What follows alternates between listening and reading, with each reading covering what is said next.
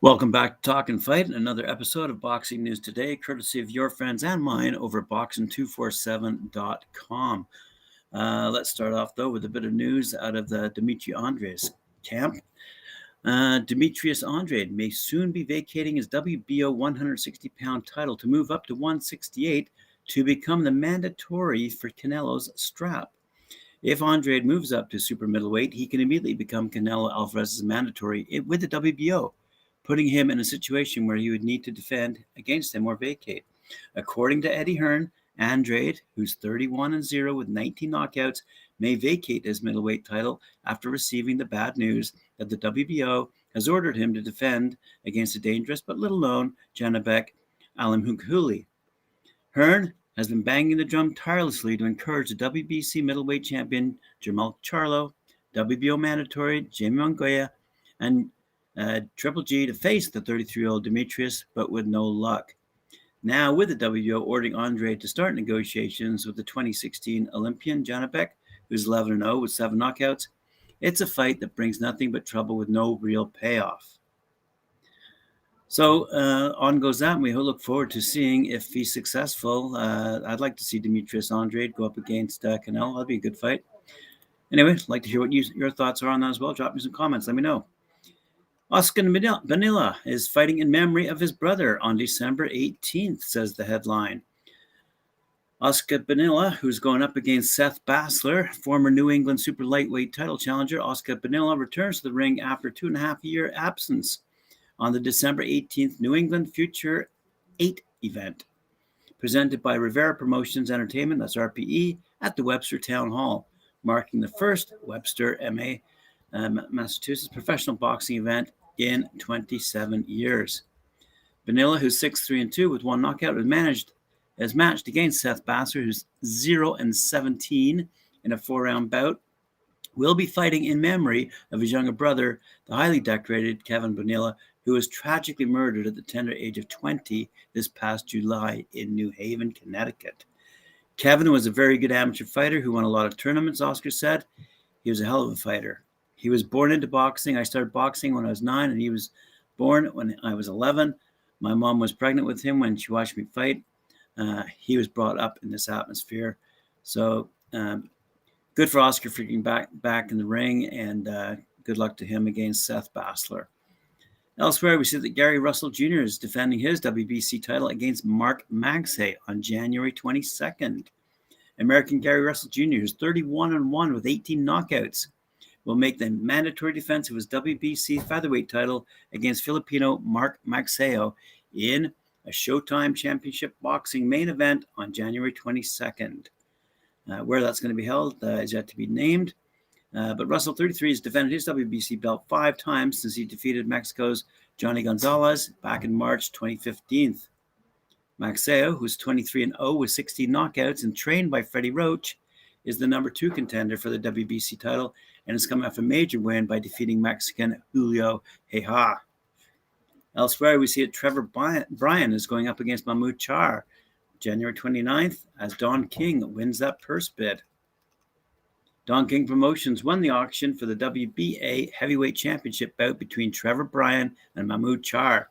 The auction was held this past Thursday in Miami, Florida, and King's company won the rights after placing a bid of $1,101.80 through their representative, Tony Gonzalez. The promoter informs that the possible venues for the fight are Warren, Ohio, Las Vegas, Nevada, South Florida, and Florida, and with a date of January 29th. So we look forward to seeing that heavyweight bout coming up in January. Carlos Adames says, Jaime Munguia is the fight I want now. Not necessarily the quote of the day, but I got a couple other coming up for you.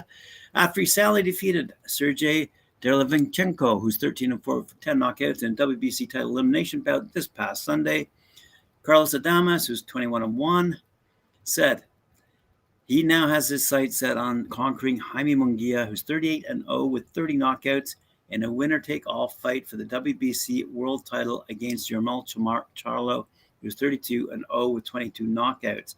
Adames, who hails from the Dominican Republic, wants Munguia as soon as possible and feels a clash with the Mexican star would be a huge fight, one that the fans would love to see.